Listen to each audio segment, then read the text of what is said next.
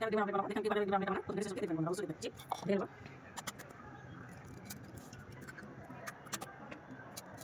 কেটে দেব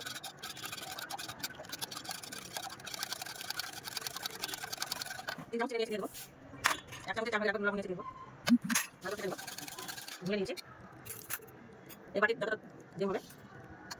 এবারে একটু মাছ দিই তারপরে দুধ দেব গরম ঠান্ডা করে নিয়েছি ওটা দুধ নিয়েছি দেব এক চামচ চিনি আর এক চামচ নিয়েছি দেব ভালো করে দেব নিয়েছি এবারে দেব একটু সাথে দেব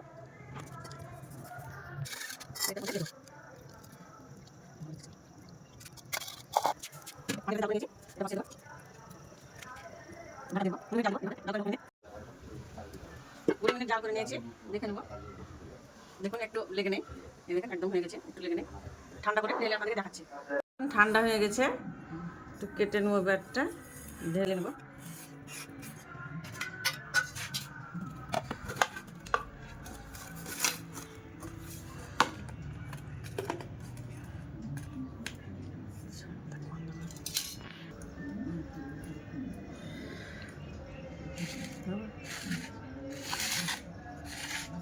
দেখুন একটু কেটে দেখাচ্ছি আপনাদেরকে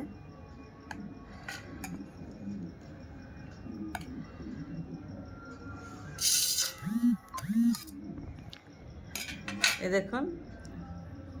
কত সুন্দর হয়েছে স্পঞ্জি একবারে নরম তুলতুল করছে একদম দেখতে ভালো হয়েছে